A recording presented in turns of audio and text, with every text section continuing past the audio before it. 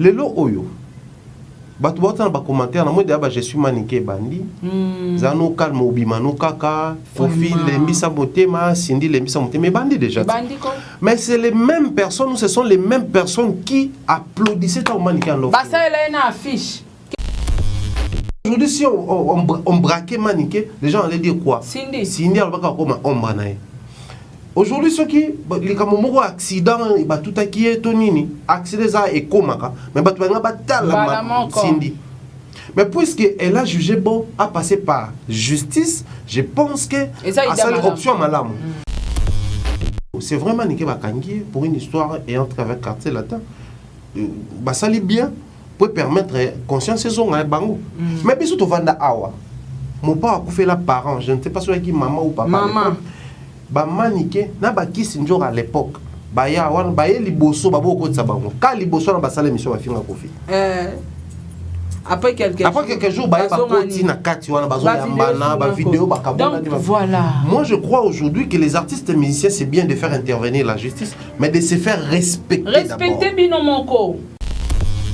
Moi aujourd'hui, quand je regarde Mutoko Nyamakor pas Kofi, je me dis Nyamakor au niveau fingela biso Kofi na mokoyo. Tika. Niveau fingela bisoye.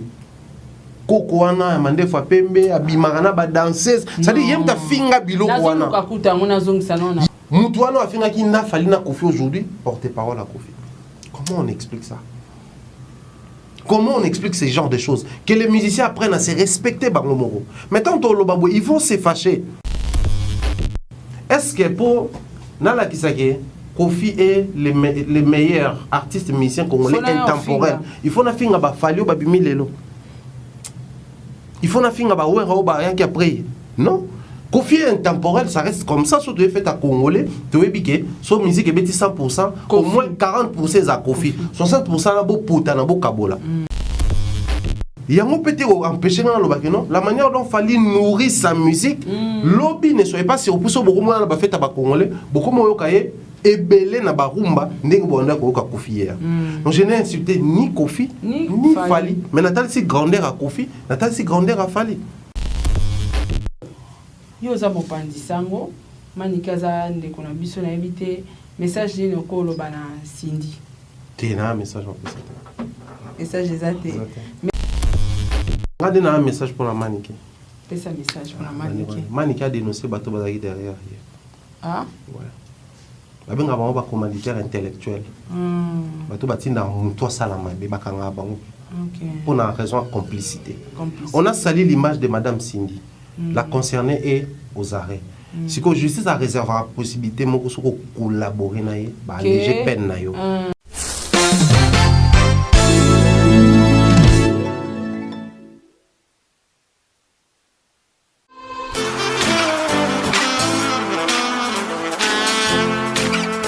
Vous êtes en Europe, Asie, Océanie ou en Amérique.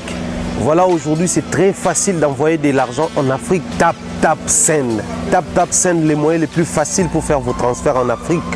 Et surtout en République démocratique du Congo et la République du Congo. Vous avez déjà ROCP là. C'est-à-dire, de la maman, papa, mbongo, cousin ou neveu, c'est plus facile aujourd'hui. Tap Send. Télécharge l'application et envoie ton argent sans inquiétude. C'est très rapide et fiable. Ceux qui ont Tindi Mbongo, on a Kinshasa, on a Orange Money, na M-Pesa, on a Airtel Money. Ceux qui ont numéro à Brazzaville, on a MTN, on a Airtel Money. Utilisez le code promo Mumbaya et vous aurez droit à 5 € de bonus. Donc ceux qui ont Tindi Mbongo, frais de transfert, les ATO.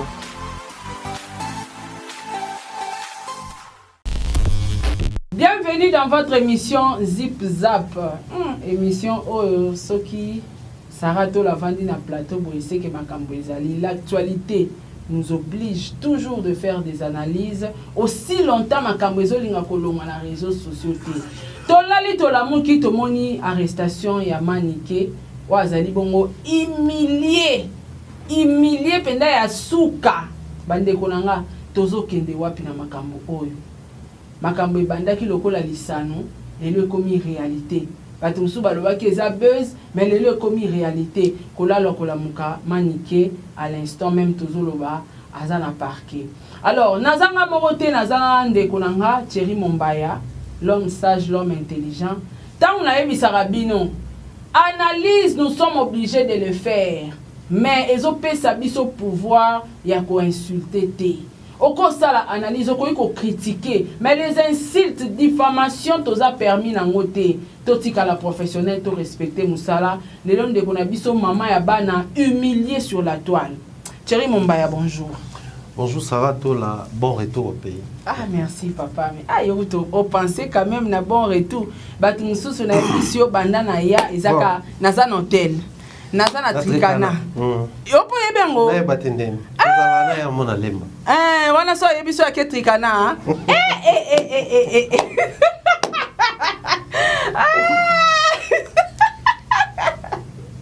Sangone Pantani. Baloligo balate. En tout cas, merci à nous penser en tout cas. Ah ouais, là où t'es qu'à boire misu et bito kinda na biso. Kolongola ka banyongwa misu et puis couper sa valeur na passeport surtout hein parce que le lot cause un problème quoi na yuki moi bien te mais na ke nous a traitement na poto. C'est visa na OK zo traitement na ya malonga kuna donc to kende ka koleksa misu. Thierry Mombaya boni boulot. Ouais, ça va. Ah, mais na mona ebino bo tu développer lo mo et akuna page na nga. Ouais, na mona ki on va derrière. Bon, on est arrivé à casser trop.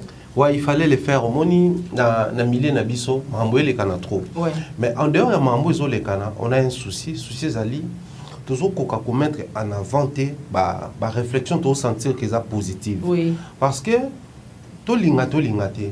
L'artiste musicien, peu importe grandeur naïe, politicien ou médecin, ceux qui n'ont peu importe grandeur naïe, à un moment de faiblesse. Oui. Parce qu'on a un moment de faiblesse, et l'autre linga ko ça, la thèse l'autre tout ça censé tout ça. C'est-à-dire qu'on épauler mutu. Jésus Christ, toi, avez bon mo konza ba Christ nyonso. Imaginez que c'était mi-dieu, mi-homme. Donc, azaki na divinité na katine. Donc azaki censé à surpasser toute faiblesse. Ouais. Mais arrivant à un moment où autant a commis na prêt à okufa na croix à manifester faiblesse. À senga benanza so moyen za repousser dans nous coupe au eza sur le bosso. C'est-à-dire ba prolonger ces journées na pour vivre vraiment moi censé vivre té. So tangi bible de parcours à Yesu ne bandeliti, c'est la seule fois où nous avons exaucé prière. À ce moment où prière que au repousser au maintenant batindi ange ou fortifié. C'est-à-dire après c'est le contraire où il y a parce que dans la divinité Dieu voulait nous apprendre que nous tout comme un moment faiblesse. Et dans un moment faiblesse on a il faut soutenir. Or biso si qu'on a banalise tout que soutenir ba to ba consommer biso na nini. La réflexion na biso. Voilà pourquoi il fallait faire une émission Isaki toujours orienter les choses na ndebso to moneli sans pour autant tout toucher na intégrité à bas. Donc c'était juste pour ça. En tout cas, félicitations émission la vidéo des mères niang mukisa talo na pesio mbote. Isaki vraiment très bien parlé, très bien réfléchi biton bo beti bora à leader na émission chanson préférée na kufato nini donc meilleur chant donc nzembo à leader wana na lingango déjà mingi et puis réflexion na développement na sepela inango mbala mo to kota na kati actualité Thierry Mombaya avant na koma penza place au tolingi to komelela to lali to lamuki na ebité sangwama niki arrestation na e okilango wapi donc on kutuka na nzela ndé na bima inda kuna tongo après tant on s'est connecté au monde quand des communautés là sur le camp sexe tape le camp arrestation vraiment dans la précipitation au de la baninga puis après bon on vit comme ça tout le monde qui yango nga personnellement na mon yango et ça li peut passer ça il faut tout le bango tout linga et ça li ka passer parce que c'est une mère de famille. J'essaye de me mettre à la place de sa petite fille et puis moi on est mon baba za absence à maman et surtout sur la mission qu'on va dans et vous avez la bango un peu compliqué mais après bon la force reste à la loi la loi bien qu'elle soit dure mais c'est la loi donc je pense que pour faire face à la justice ils appellent pour sécuriser naïe na plaignant parce que l'autre boss ça n'a la justice il y a un moment où tu bébé bakima nga zoara kananga j'ai été je dirais convoqué dans la justice ça sera plus de 10 fois. Ah bon? Ouais. Mais Ngazaka, sa première invitation, il répondre. Une fois, je me rappelle, dans ça, Nazaka na Matadi, à l'époque, avant vous même, c'était en 2019. Mutumo ka benga on non tous en convocation na yo vu qu'on n'a pas ton adresse donc faut tout communiquer en boye parce que si tu as une adresse on te tinde longo. C'est qui les plaignants bah nous comprenons c'est qu'on comprend noter c'est qui les plaignants là qui n'était mais lobby dans un parc. Oh il peut ça en bas détail tu peux ça en bas détail tout un numéro à référence le dossier na tinde l'avocat na kin a confirmé la nuit même dans une voiture na matadi na kin na tongo na kin na répondre à l'invitation c'est-à-dire tant que comme en justice, ils ont le rapport justice à protéger des parties. Partie accusée, la partie plaignante. Dans la situation où tant que qui maka, de toi s'exposer na ba makamonnette ya boy. Et surtout ceux qui osent reconnaître que face à la justice dans un mabé mon maintenant qui ma. Mais après quand ta conscience ça na bien et tout au qui maté mais aussi ba vice de procédure ça na maman bébé parce que netinga boy. Si on se retrouve face à la justice parce que normalement et c'est là qu'on a biso surtout la musique je vais prendre un exemple moto azali en bonne et due forme azana mukanda il y a UNPC aza reconnu officiellement aza affilié neto kenda ko s'affilier aux na carte et tout normalement va ko traduire directement la justice faut pas que nous la référence c'est ali les procès actuellement entre Peter Tiani na excellence Mende pour niquer mamo parquet parce que instance où ezali est jugé makambo bongo ezalaka c'était quoi c'était une analyse Peter Tiani dans ça et a indexé Mende dans le but que non aza tyran parce que pas qui na ba rébellion na ba ni aujourd'hui il a se sanctifier c'était une analyse quand même sur ça là tout ça là mais le coup la Mende à se sentir lésé à Monique ba toucher la personnalité na apporter plainte mais l'équipe na ba instance où les alliés censés sambisa moto a ça qui analyse dans les médias OK il y a qui n'est la justice il y a parquet donc normalement ils a parmi biloko par ignorance au monde des fois peu mutuso ba donc c'est que biso na ba analyse dans biso ba ko kinda na biso direct parquet normalement to ko ki direct na parquet mais seulement le problème c'est bato ba ça la analyse est-ce que baza en bonne et due forme na ba instance où censé gérer ta presse OK parce que tout ça c'est ça certainement c'est ça que l'élo avec l'avènement de monsieur Christian Bossembe il a une très grande vision peut-être quoi associer ta presse en ligne parce que normalement c'est ça qu'a limité le rôle à Azaka pour la structure d'appui à démocratie normalement ba accompagner la démocratie en Mboka mais pour réguler les secteurs il y a médias au monde mais basa plus dans médias en clair na ba radio na besoin des alaka mais les non ceux qui ba pencher vers biso ba s'intéresser na biso au monde qui permettre ba on va réguler le secteur na biso donc les problèmes ils ont des deux côtés mais seulement quand on a mon vidéo à maniquer ça m'a fait un peu genre moi marron ah ouais donc vidéo à maniquer salio mawamuke tozonga siko moi si ma cause et sali lelo bacha letacha maman na biso maniquer maboko kolala kolamuka tomonaki to toyokaki audio moko ezaki balancé o bipai wapi manika zo tenir ba propos moko diffamatoire sur la personne de Cindy tango yokaki na audio wana omilobelaki nini dès lors que na koyaki na audio bandeko batala inga bamonaki na salaki toute une émission un élément d'une heure de temps je crois vraiment où j'avais dénoncé ce genre de pratiques au moni le loyo qu'on l'éveille ou pas c'est vrai. En fait, né dans le infraction, ils ont des parts et d'autres. Parce que quand on a un téléphone, Totongi, Fali, Ferre, Kofi, Jibé, son abimission au Kakaboué. Non, peut faire oui. Donc, on peut porter une plainte. Comment conversation est censée à la privée, la mettre à la place publique? C'est déjà une infraction qui s'est à Salaki. Voilà. Sa conversation là-bas, na public. Mais après, bon. Infraction est civile, infraction est pénale. Oui. Ou est pénale, des fois ils ont tendance à peser ma casse sur ba est civile. Mais après qu'à cela ne tienne, les comportements au sein de la allégation et ça parmi les biloko cause à paix civile, tout comme une comme pénale. Infraction est que na emprisonnement et comme rati na amende na kati. Voilà.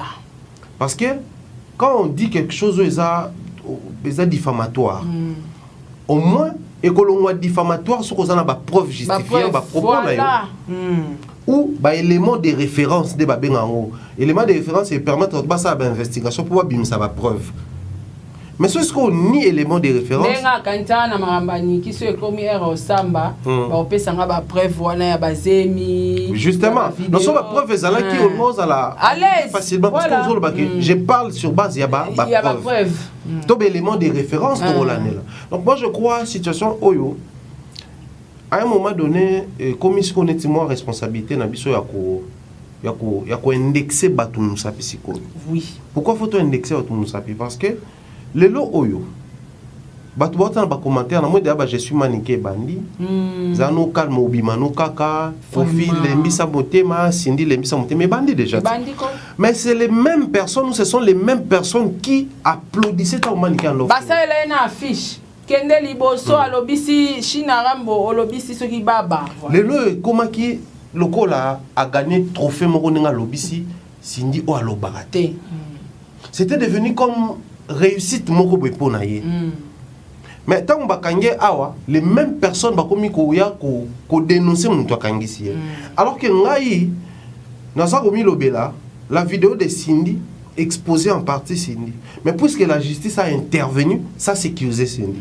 Pourquoi? Parce que tant que na okoma ombre na yo devenir l'ombre de quelqu'un, ils ont un sens nyonso. C'est-à-dire aujourd'hui si on braquait maniqué, les gens allaient dire quoi? Cindy a pas comme ombre na ye. Aujourd'hui ceux qui les kamomoko accident ba tout qui est tonini, accident ça et komaka, mais ba tu ba tala Cindy. Mais puisque elle a jugé bon à passer par justice, je pense que à cette option malam. Comme ça et qu'on remettre yé na ba droit na yé. Et qu'on responsabilise maniqué et chaque partie lié et place à kokene na ngoninga to message kokena ngo botini banzo ibabeti botini kuna ba bloquer chaîne parce que ça bloqué ça la communauté. Alors qu'en réalité dans un pays démocratique où mokonza mboka azo prôner état de droit, il faudrait que la justice et ça la musala na ngo. Soyez les loba kanye to bito nous réfléchir na ba cause parce que les causes produisent les effets. Donc, s'il faudrait s'attaquer les locaux entre les deux, toi, s'attaquer à la cause pour que l'effet aussi là. Maniqué, est-ce que ça forfait na ya liboso au fin à Cindy? Non. Mais forfait à Cindy et Kangisi est pour nini? Parce que Cindy n'est pas dans cette assiette là. À vivre à vivre en entier. Il y a aussi un droit de bateau, il y a aussi un pic même vocal à Cindy, texte à Cindy qui peut bobi ah. Moi, je ne sais pas quel musicien, personnellement, non, n'a pas. Et pourtant, dans son orchestre, je vais prendre une référence pour qu'il puisse traduire dans la justice. Émission, il y a l'eau quoi quand ça là, batounier sur Nzembo Baimba na Kofi. Comment tu fais pour collaborer avec les musiciens? Ça, la musique populaire, par exemple, et tout. Alors, d'autant plus que la musique, dans polémique, je reste prudent. Tant qu'on fait un texte, dans la tunier. J'espère que il y a un pic et pas parce que je ne souhaite pas se retrouver dans le la vidéo est sur YouTube donc c'est que ayebi musique on a payé vient mais malgré cela Cindy travaille dans cet orchestre là à jamais compliqué à ça la interview à ça la émission à ça la partout. Il y a même de ces concerts à Yakati. Tout ça, la tournée américaine à Kendagi même pas. Donc, c'est-à-dire que c'est parmi bateaux introspective. Elle se suffit elle-même. Là, avant l'anniversaire à Madame Cindy, la Moni Baïda et les autres. Donc, dans ça, vous avez un bateau.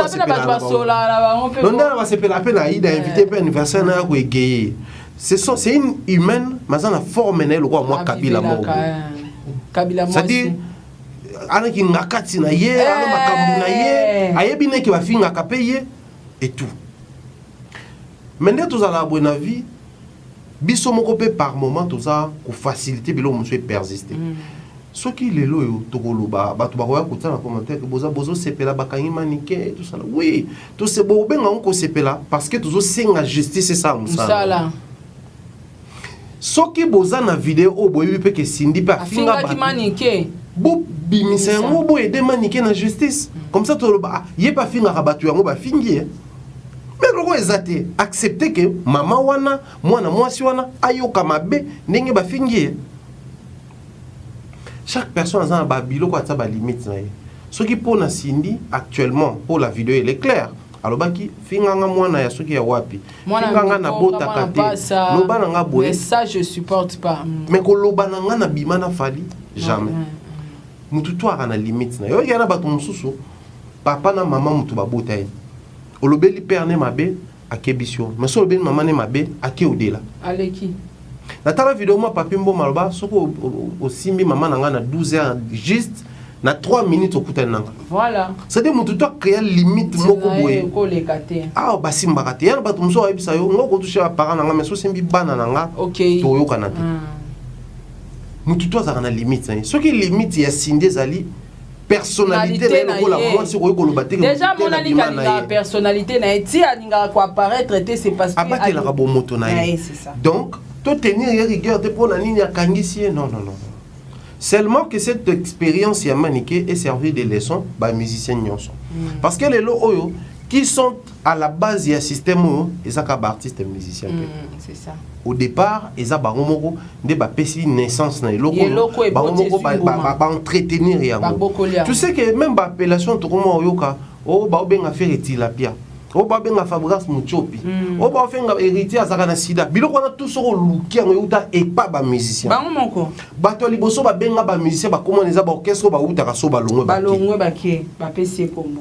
Mais pourquoi nous avons accepté et permis à ce que biloko anezala parce qu'on trouvait que ça ngo biloko sakana ça ngo blague mais tu veux pas quitter que eloko tout na mokili fonctionne en fait le monde makambo tout ozala nango eza quoi ba parasite soko longolelia olongolia moté plus on peut sango espace plus il y a monene dans les lobby on a vu les fanatiques insulter les enfants des artistes oui parce que l'artiste va permettre de faire un milieu de musique. Tu sais que dernièrement, Davina Gol, après avoir connu des problèmes avec son père, venait d'être lynché sérieusement à Internet pour Abina y bloquer. Mais na kata ba vidéo na TikTok Abina banzembo Gims, Abina banzembo Wera, Abina banzembo tout. Mais ta Abina bloqué, ba yeko fingai. Po biso mo to autoriser biloko wana. To fanaka awa. Oyebi dans toute émission au salaire tout à l'heure au énuméré mambo belé il y a bateau ba bimisaka bateau ce qui à se sentir avantagé tant ba finga adversaire là mais c'est de la blague parce que nous va venir aboué est-ce que que Koffi Olomide période moi quand il saka faire école oui oyebina lobaka publiquement que ngam na bimisa waze quoi loba que non na bimisa c'est ngata merci te parce qu'à l'époque il y a Koffi babando yo kanate donc système o bandaka biso to ko loka ezaka boité bango baboko le loko yo baboko le yango penza baboti yango baboko le yango eboti mbuma voilà entre musiciens et en yo to toucher ba porte-parole de balongwaka soit fini bien ba pour ba comprendre ba bendi a comme finga place outil alors que les métiers à porte-parole étaient censés ça pas bateau ba maïle parce que quelqu'un qui porte les paroles d'une autre personne doit être intelligent pour copieusement corréler yango c'est ça on voyait Mende être porte-parole à l'époque il y a gouvernement Kabila mais Mende Zakato na Kanda Sotalier il parle très bien français il explicite sur des choses au CP na Mambolo les métiers à porte-parole les métiers faut ça là censé ba intelligent ba ça là mais aussi s'il faut revenir dans Mamto logo. Tout le monde aujourd'hui est analyste. Hein? Analyse à insulte, analyse à toucher ma vie privée, analyse. Et les artistes musiciens, dans le bon émission, je me rappelle, Shadrach Ayambanga, quand on a chanoman qui a fini à Nani, Bayambanga en émission. Nabi Lelo, tu as l'attitude d'artiste musicien de Bazara. Quand tu fais une analyse sur une situation, basé sur ma référence parce que dans le français les faits sont sacrés les analyses sont libres les faits sont sacrés pourquoi parce qu'il faut respecter que l'on a loba ils en a fait sauf fait zate au basé sur ma imagination parce que surtout c'est une preuve il y a vidéo il y a rendez-vous attends photo basé la position intimité et donc faut pas kanga parce que fait ça sacré si vous présentez fait analyse de ça basé sur ma mensonge ba kanga que non, un artiste musicien tel qui fait un bon travail, mais les mal les a batonaye en lieu et place d'être focus sur yé, baye ko finga, au lieu de la promotion naye baye ko finga. Ça passe pas. Bayinio. Et ça il se pourrait que Botikala enfoie toute la vie d'un artiste wana. Tu prends Muto a finga qui est plus tard. Lobi babongisi na bango, za bongo. Biso to vanda to mona, même les loyo, c'est vraiment niké bakangi pour une histoire et entre avec quartier latin. Basali bien pour permettre conscience saison à bango mais biso to vanda awa mon père a fait la parent, je ne sais pas si c'est maman ou papa. Maman. Ba maniqué, na ba qui sinjor à l'époque. Ba ya wan ba ye liboso ba boko tsa bango. Ka liboso na ba sala émission ba finga kofi. Après quelques jours ba koti na kati wana bazo yambana ba vidéo ba kabona. Donc voilà. Moi je crois aujourd'hui que les artistes et musiciens c'est bien de faire intervenir la justice mais de se faire respecter. Respecter bino moko. Or, le respect, c'est comme la liberté, ça ne se commande pas, bah, c'est à respecter, bah, impose un respect. Bah, impose un respect dans la justice, bah, impose un respect dans l'attitude. Attitude. Que yo, crois. Yo, pour qu'on a permis d'en tu dois changer même envers les autres. Or, ce que bah, monsieur, monsieur, Zarasso, fini, Kofi, bah, tu vas en France, Kofi, bah, c'est payé. Bah, comme il a si. Mais quand on a battu dans le bando, les plateaux, bah, ça n'a bien. Nicolas so Virginia fingi fali quand faire ba sepeli ba tout ba noleka Nicolas so ki ba sali faire ba pic trop na ba plateau ba to fali ba sepeli naturellement c'est ce qui se passe dans les milieux musicaux congolais. Or ce système là yangonde longoli respect à ba musicien au même moment pour ça ba musicien mususu le quoi sindia mona nati.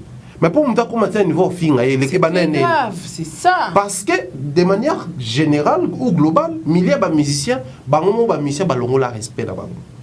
Et moi, à mon avis, je pense que la justice c'est bien. Mais est-ce que Boebi qui par qui on a besoin de internet, na ba mission sérieux? Il y a pas quel calam, je crois. Pour Boebi ba mission ba ko kangsa ba bima. Et puis au moins na quelques jours ba zonga na bango susu. Ba to na moni na so kelelo na ba parquet. Regarde, na kangisa mtu une fois na parquet à Gombe. So que na ba parquet mo na bango tout ba comme na ba TV. Na ba lecteur na ba bureau na ba émission. Pour ba bi ki ba émission ba to comment on funda na ba émission. Donc faut botter émission na flash à telle émission mo pour ba koma procès deni ba sala deni convocation. Biso mo pe ba musicien à un moment donné je crois l'arrestation c'est bien, c'est parce que Bolingi Tebo qui est en anarchie, Bolingi justice à Kabolabino. Mais de l'autre côté, nous devons imposer le respect. Comment imposer le respect? Commencer par nettoyer dans nos binomoko.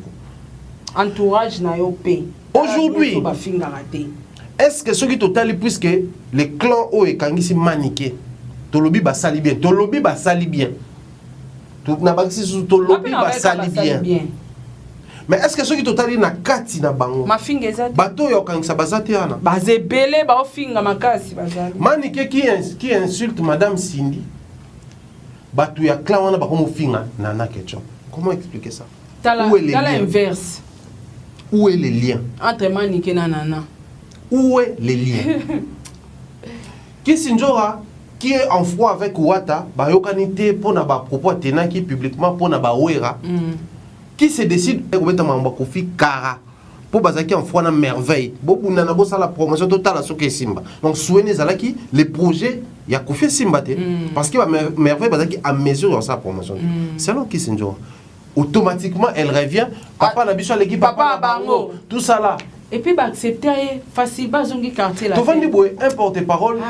Il y a musicien, il y a légende qui se permet à finir à Messie Noël, à finir Messie Noël, à finir moi c'est Messie Noël, à finir Bana Messie Noël.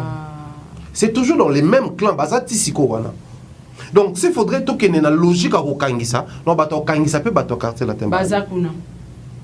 Au moins que Okangisa c'est ça option mais ça solution. Solution té. Solution c'est que les artistes musiciens battent ba limite. Battent ba limite. Yo to finga musicien et pas nango on compte au porte-parole. Tu vivais une génération après départ à Fali dans quartier latin, les musiciens partaient sans insulter. Les musiciens héritaient au long pas ouera finga ouera ta. Ba musicien belé ba long pas ouera to bi ke obna mal bouche mais ba finga té. Ba musicien ba long ba quartier latin après toujours même ba mon ami Gelor toujours ba tout ba long parce que mon ba finga sauce. Mais au départ ils a qui sont long il faut faire la guerre. Non, qu'est-ce qu'on dit?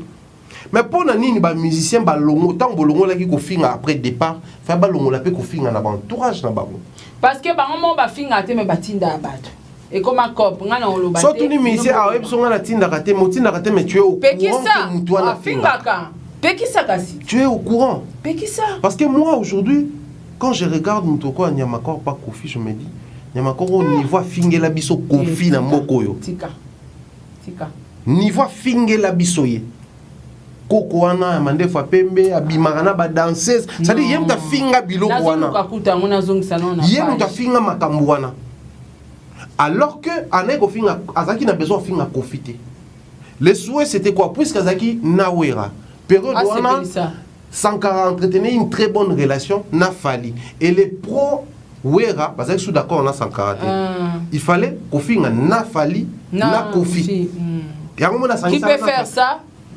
Moutouano a fait qui n'a fallu na Kofi aujourd'hui, porte-parole à Kofi. Comment on explique ça? Comment on explique ce genre de choses? Que les musiciens apprennent à se respecter, Bangomoro. Maintenant, ils vont se fâcher. Ils vont se fâcher bizarrement.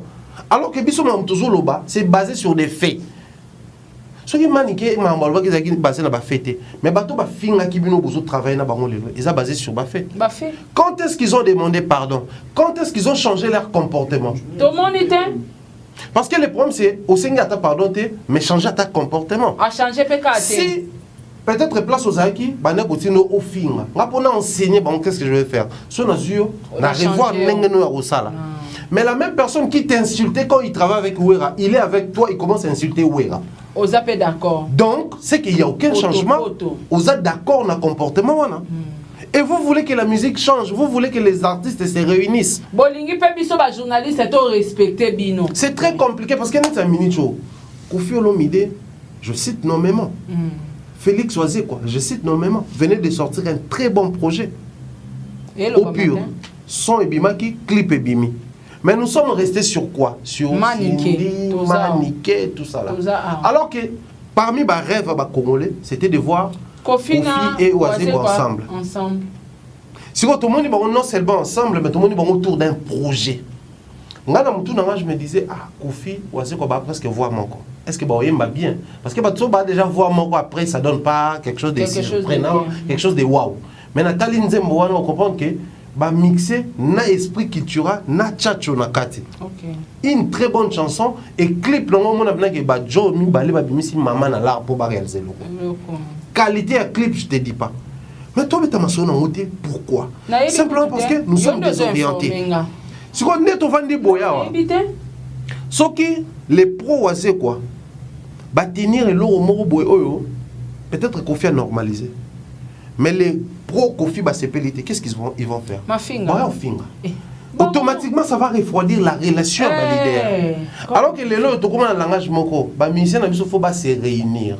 Bana loi ba Didi, ba Elon, ba Suspect 95, bana Mickey à Côte d'Ivoire, ba comment qu'on se réunir publiquement et en réalité. C'est-à-dire publiquement, au monde Didi bien ça publication mon Facebook.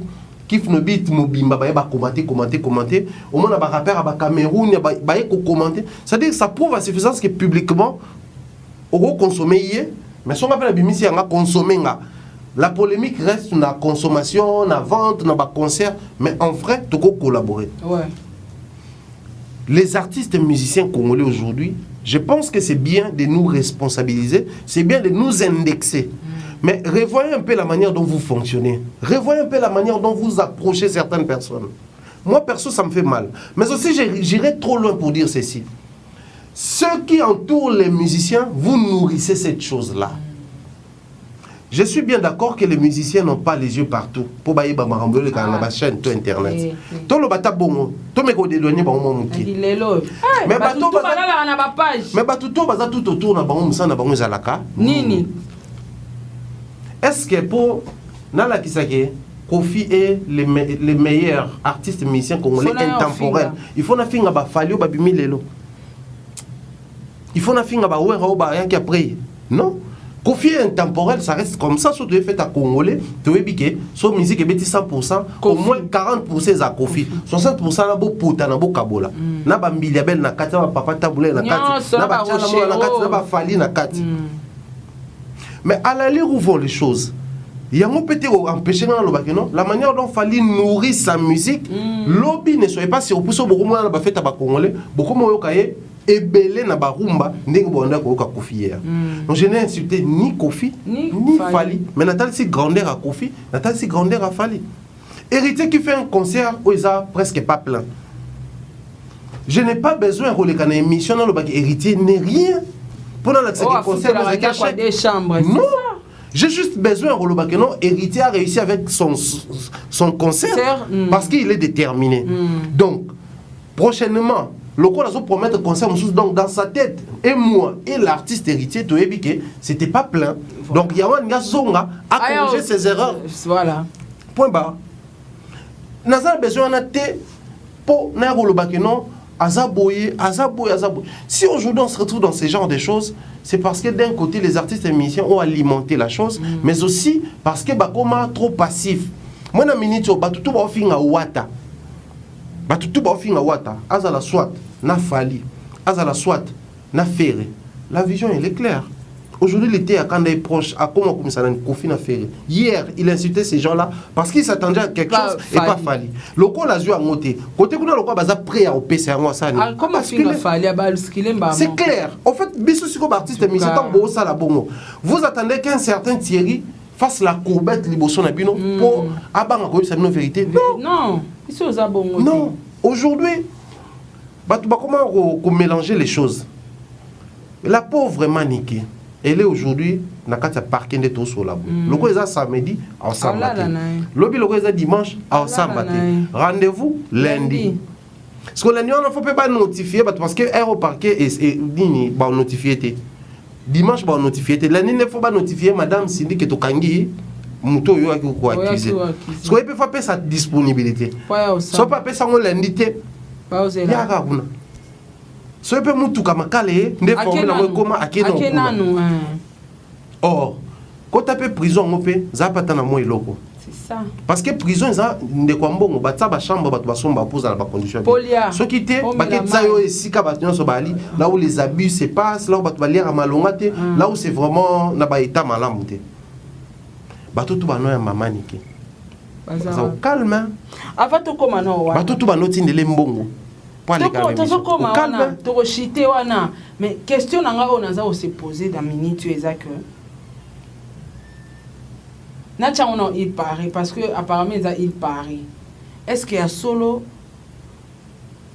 qui s'injure à rendre quoi ya babia? Oui. Bon. But ya ko bimisa audio wana o ebe ke ko memela manique problème dans l'avenir. C'était quoi le but? Ya qui s'injure? Bon, dans mes cas, on réfléchit au cas humain. Le premier aspect, la vie de toi, besoin un choix. Même ne pas choisir quelque chose, c'est un choix. Oui. Vie, mon qu'il n'est pas ça la boue. Au coup, on va n'appeler Bolam qui peut décidément le nom bimati. C'est un choix. So pour l'amour que bi le nom bima, c'est un choix. C'est un choix. La vie est un choix. Ne to ba on a pour mon bali au détriment, on a pour moi sur au détriment, c'est un choix. La vie, attaque au baguenon, dans un emporté dans Bolingo. Au sala qui choix, qu'on s'en emporter dans Bolingo. Donc la vie, c'est toujours un choix. Par moment, on a badage que nous entre un ami et un frère, le choix est clair. Le choix est clair pour celui qui l'a dit. Parce qu'entre un ami et un frère, par moment, on choisit un ami. Un ami. Et non un frère. Donc le choix n'a jamais été clair. Les choix, ils ont la judiciaire. Donc elle a choisi son orchestre au détriment de maman et c'est clair. C'était son choix. Mais de l'autre côté, l'aspect Moussoussou, Nazo Milobela, même Kissinjora a fait beaucoup d'années dans ces milieux musicaux. Et moi, on a ça, la promotion, on a ça, la souligne, tout ça là. Elle a fait beaucoup d'années dans le milieu. Afinga peut battre belle. Afinga battre belle. C'est ça. Aye binde mamango le kana que soba kangio. Suka ou bimanayo. Après quand on a pas intéressé yo, on peut finir la bango battre mususu. Aye binde le kaka. Donc même il y a bang nda zabu au banganete. Aye bi ata ba kangi au bimanayo. Et puis to récupérer. Aye bi kezala nango bongo. Au fait que les musiciens arrêtent de faire les tournées. Que non, non, arrêtez-nous ça. Créer locaux. Parce qu'à l'époque, l'Internet n'existait pas. À la télé, les journalistes n'insultaient pas. Donc c'était les musiciens qui insultaient. Et tout est parti de là. Oui. Parce qu'à l'époque, à la télévision, clair, l'Internet n'existait pas. Les journalistes n'avaient pas la possibilité d'insulter. Il faut y avoir les musiciens, plateau. Tout est parti. Que les musiciens arrêtent de faire les tournées. On a besoin de manigancer. Si tu as une place, tu as commis. Donc moi je crois, elle est au courant de l'histoire, elle est peut-être peu soukaboué, mais au bang en est, même elle a sur la peine à prince, tranquilliser voir maman au bimana. Il y a pour tout ça, tout discipliné. Mais cette discipline-là va changer quoi en réalité? Rien du tout. Tout ça, Maniki va se calmer pendant un moment, et puis il y a forfait. Si vous allez profiter, tout syndité, vous allez me souffrir. Est-ce que Manika ça a mission? Même moi, ça m'étonnait quand je voyais les gens dire que non, oh non, Batafali, mais tu vas ça derrière. Vous oubliez que Manika il fallait contre étoile. Abundisarande,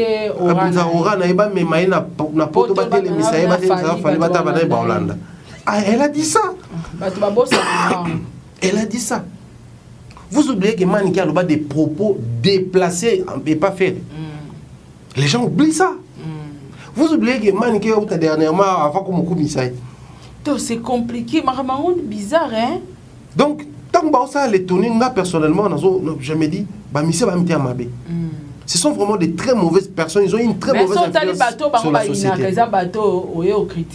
Ils sont finis musiciens. Parce que nous, dans nos analyses, on a dénoncé la chose. En analysant par rapport à Yaba fait. Et puis on a proposé que les musiciens commencent par nettoyer l'entourage d'un Comment il y a le maman bien boyé pour proposer quelque chose? Eh,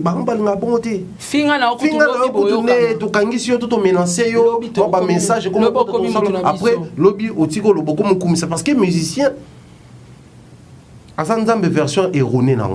C'est-à-dire un musicien, c'est un dieu erroné. Les musiciens congolais. Parce qu'un zamba créé avec un seul but, pour tout misakaye. Parce qu'un musicien peut but il faut pas misakaye. Si on a tellement version erronée que ben pas misabango avec des délinquances, avec immaturité pour musicien d'Azawana. Et ça n'a pas tué belé. Tu vas dire biso sali nga surtout nga tiri mombaya na lobela nonga. Légende de Bimi, j'ai commencé à faire des promotions à légende. Nabisi Batu, Bino, Bouandon Loba, album a confié comme un syndicat, ok. Légende première partie de Bimi, Cindy a invité. Donc, Biso Batu, toi, non, Loba, bon, si on a appelé dans un cas, toi, non, Koyoka. Parce qu'il faut tout bombarder. Mais aussi, Kofi Olomide, non seulement MBC Cindy était dans la première partie, mais il a touché à la diversité. C'est-à-dire, Rapeza, Nineza, tout ça là. Toi, Koyoka, parce que c'est un album qui porte les noms ou les niveaux de l'artiste. L'artiste est une légende de la musique. Bisoto quand on a l'idée que l'album où ils ont représenté les niveaux artistes dans Biso. Mais les pros, les porte-paroles, qu'est-ce qu'ils ont fait? Batali Mikolo, ambassadeur Lobani Nemisha, lobi que non, Kobanda Wendo, il fallait à l'équipe. Ok. Ngai, Moutouna Salaka, et pas la légende, na salle émission na Ekoloba. Fallait ça la vocal à Malogate na quartier la terre. Automatiquement tu insultes et l'album et l'artiste, oui. Parce que c'est cet artiste là comme chef d'orchestre. C'est cet artiste là qui soit présenté à indiqué parce qu'il y a bien. Donc le gars qui s'habille que président a émis musique comme chef d'orchestre.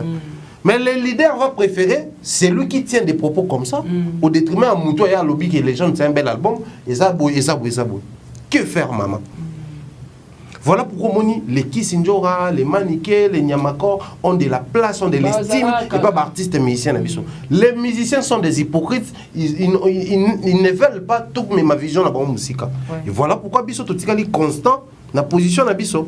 Peu importe, le plus important c'est à la fin justifie les moyens. Aujourd'hui, la finalité et comment l'accepter, l'artiste Moussoussou, normalement, topé ça bango ba respect les gens aussi estimer bango mais en réalité bango balinga respecter. Voilà, en tout cas merci beaucoup Thierry Mombaya tout ça l'analyse mo kitoko mais na olinga to c'est pelara te na olinga to chité awa lelo manike bakangi wapi bato yo bachaka manike micro est-ce que ça là qui est important que wana circulaki ba ko tia sou manike micro pour à répondre à confirmer ba audio wana qu'effectivement yenda sala ki ba audio wana contre Cindy batouana tout comme manike moko bazaka na kati ya makambo tolobi nyonso le système musical congolais journaliste c'est-à-dire ce système là etalisi biso ke non eloko grave à la société infraction tobite wapi eza civil wapi eza pénal wapi bakangelaka wapi c'est-à-dire il s'agit des artistes musiciens to ya normalement ba musiciens ya normalement internet et mindule à église internet à église on a banalisé on a minimisé des choses graves au point que ça rend to vendre abo est-ce que yebi ke mutu akoleka na TV abando finga pe bana no ouais ako finga ne pe bana na yo après a botika ka rien normalement internet jusqu'où c'est ça jusqu'où makambo dans tout ça au monde que ba aspect o biso il faut to bana lo bezali déjà so ibatu balinga ki manike tant ka audio ne bimaki balinga ba yebisa ça c'est pardon c'est ça la meilleure option fallait ça les akiwana donc on a la sans contrainte oui parce que ça qui privé mais ba bimisi en ko bimisi on a sans contrainte on a la même pas que Cindy ça la vidéo on a la même pas que ba ko kangaye pour senga pardon parce que le quoi ba kanyo est comme contrainte le quoi ba kainga na choix te na senga kaka quand elle avait le choix il ngoza la responsable même Cindy même batou nga ba mona au moins il a reconnu qu'à tenir ba propos moko un peu trop osé un peu déplacé à senga pardon mais batouana non seulement tant ba mona ça les vidéos so ba linga ke ba nga ba bengai que non mutoto yambaka à côté la biso ba vue à côté la biso mbongo so ba kangi et bloquer biso PG parce que il faut dans les partenariats il faut protéger partenaire na yo il faut protéger partenaire na yo mais s'il faudrait aller trop loin dans les métiers il faut protéger aussi les métiers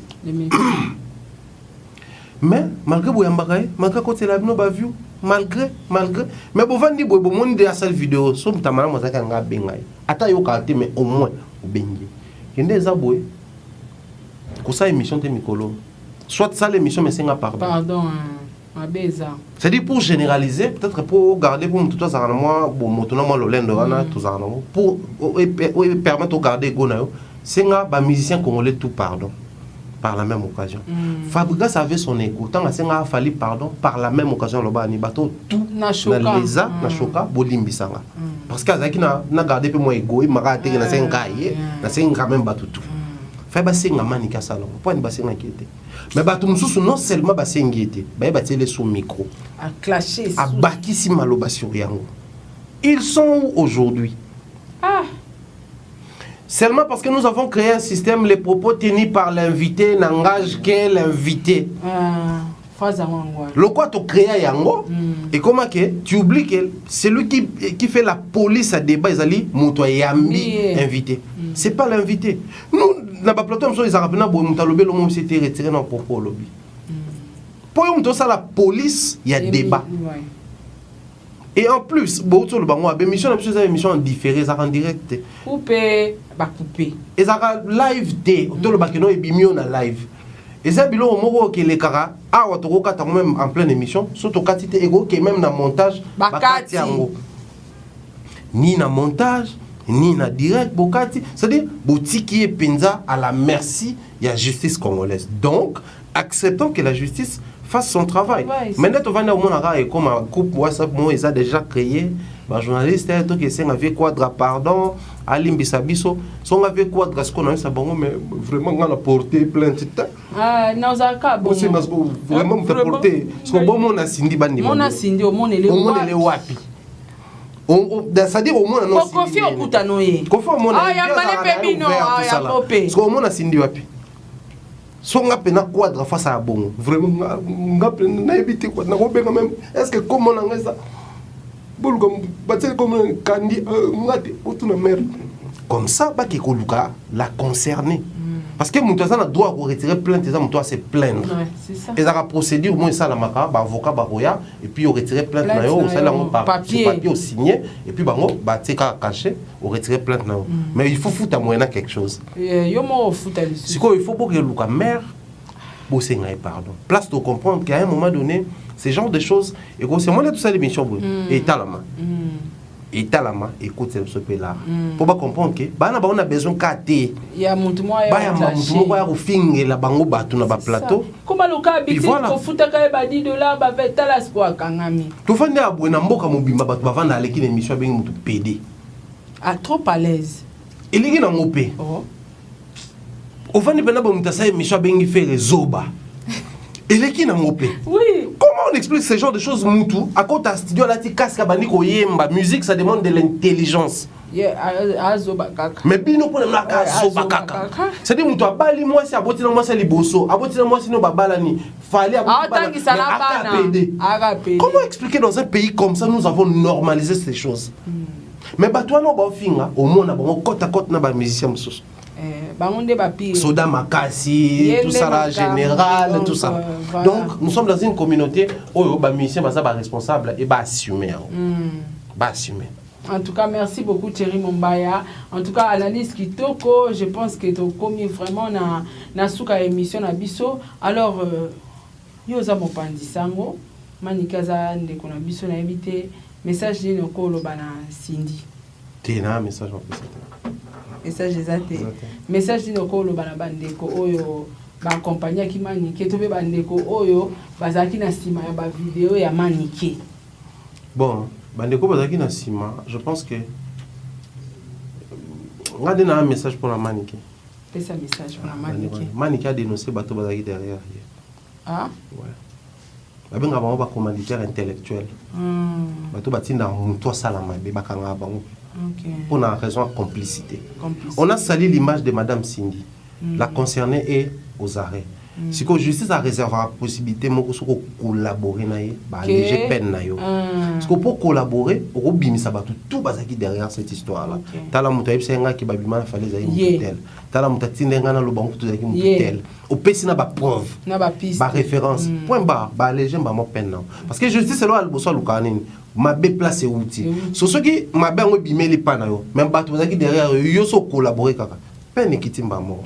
Donc et là il faut ça là qu'elle collabore avec la justice. Je pense que si aujourd'hui on va réussir pour ma mission ça la comme musicien mo pas ça là qui derrière manique on s'en raté. Oh. Toyé baba komboana. Que les traits saints de la musique congolaise soient dénoncés. Pour pas qu'on soit bazar, bazo profiter de la présomption d'innocence alors que on peut bazar met dans la patte à babuzoba. Ouais ouais. Que ba kombo na bango banda ko bima. Toyé ba yé pas soutenant qui, yé pas soutenant. To ka ba makambo bela boy. Ya nani ya ba Didi ya ibimi toujours capé bato ba na sima. OK. Cindy le cœur na vidéo na yazaki clair. Na bato yo bazako tinda yo. Donc qu'elle cite nommément ces gens-là et par cet esprit-là de collaboration, il faut alléger ma peine. Oui. J'ai parié que s'il faudrait tout le bas entre conseils à Madame Cindy pardon, n'a qu'à collaborer. La meilleure des choses à faire, c'est collaborer dans la justice, et qu'on soulager même plaignante. Alors, ah, ok. Donc, le roi n'a pas concerné. Bobby Misae, donc, ils sont souciés à Manika Bima, tous ces gars collaborer. Pas de message pour Kofi, pas de message pour Cindy. Merci beaucoup Thierry Mombaya. Nous sommes arrivés pratiquement à la fin de cette émission. Un grand merci à Batunio sur Bozu Penza Tanabino Bovandi pour la Rolanda. Analyse Kitoko Oyo. Nabi qui n'a pas commentaire pour le soutenir Manikete. On ne soutient pas les bêtises. Tous les photos mais quand changer, tout améliorer, tout changer façon de faire les choses. Tout coquille jamais qu'au soutenir bêtises. Cindy. Ataku tunde na zabo ina linga sindite to na mutu na linga quartier la tente mais o manika salaki to koki ko sepela na ngote lokola humain lokola mwasi. Alors bino bato botikali ba je suis maniqué boluka solution boluka moyen bo accompagner ceux qui a okita makala bo accompagner ceux pour monique boza na contact direct na Cindy Leker bolukeli ba pardon et pas Cindy Leker ce peut au monique ote abimisara ba vérité o ya bombaki abimisa ba vérité à collaborer na justice aibisa bango banani bana simanae et aux amala mingi. Quant à moi je vous dis bon week-end à tous tokutani na bino bala simana émission mususu. Au revoir, ciao.